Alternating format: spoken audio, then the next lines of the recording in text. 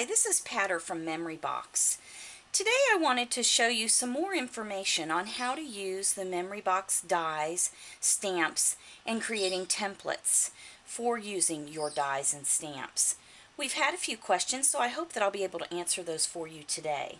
First of all, last video I showed you how to make an acetate template to use your dies and stamps together. Instead of using acetate, today I wanted to show you that you can use any cardstock or even paper to make your template. So today I have a piece of Memory Box Blueberry cardstock, and I have our scallop circle die. So to make your template, you will want to put your die face down onto your paper, and then put it into your die cutting machine sandwich. I'm going to be using a Big Shot. So for me, that will include the multi-purpose platform with a cutting pad, followed by the paper, the die, and another cutting pad. Then I'm going to run this through my machine. Now, once you've run that through your die cutting machine, you'll remove your cutting plates, and you're left with the die and paper cut out. So you can see my die comes off easily, the paper falls out.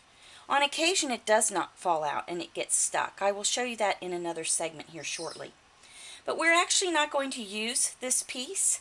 You can certainly save that for any card or scrapbook page you're creating. We're going to use the outside piece as our template.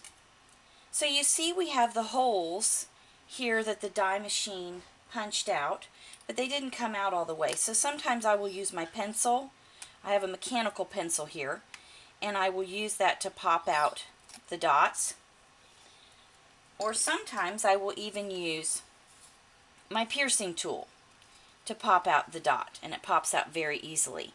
Now this has created my template to use with my stamped image. I have already stamped my image, and I used the matching scalloped polka dot stamp from Memory Box. And to make sure my die is going to line up properly when I cut this out, I need to align the template.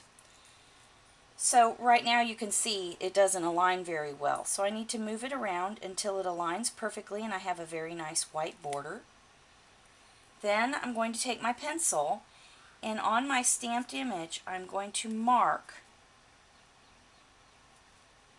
the holes with my pencil. So I'm going to draw those holes from the template onto my stamped image. You can see those holes there. Then I'm going to take the die,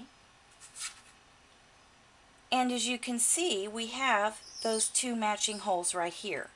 I need to turn the die over, line up the holes with the pencil marks that I made on my stamped image.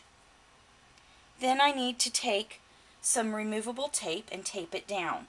Now when I do that, I actually use Scotch removable tape, and it works perfect for me. I really like this brand, and it's very easy to get off when you're finished. So let me get my tape, and I'm going to tape it down in two places so that it stays. Then once again I'm going to grab my cutting platform, and I'm going to place the paper with the die down onto my platform. Oops, I forgot my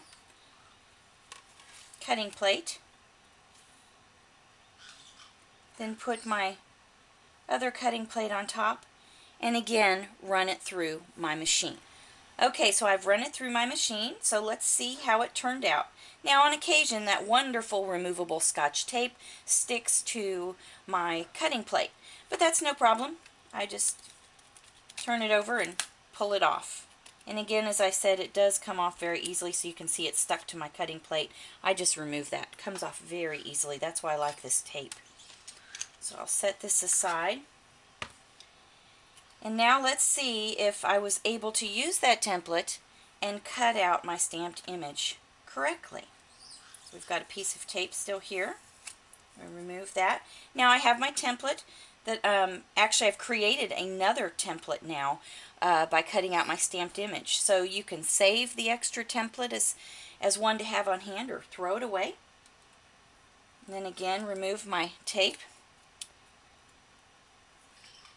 And now let's turn it over and see what happened. And there you go. You have the stamped image die cut perfectly with the matching die.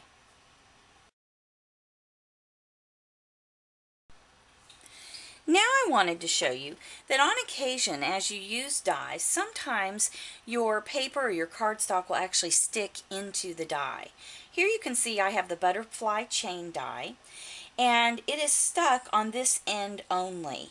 So what I could do is grab the end that is not stuck, lift it up, and actually carefully lift this end also out of the die without tearing my border. But instead, I love to use my piercing tool. So what I will do is take my piercing tool and actually push. You can see how it's just come loose. I've pushed it up out of the die using my piercing tool. It comes out very easily that way. You can also use a push pin or even a mechanical pencil will work. However, then you're going to have pencil marks on the back of your die cut. So then it lifts out very easily by using a piercing tool, a push pin, or a pencil. You can also use painter's tape to actually stick onto the back of the paper and it will lift it out. That is not my favorite technique to use, but it does work if you have painter's tape on hand.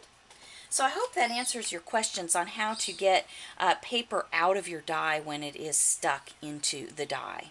Just be careful as you do lift it out that you don't tear your image. So I hope that this little tutorial today has helped answer some of your questions. Feel free to let us know if you have more and we'll try to help you out. Thanks for stopping by Memory Box.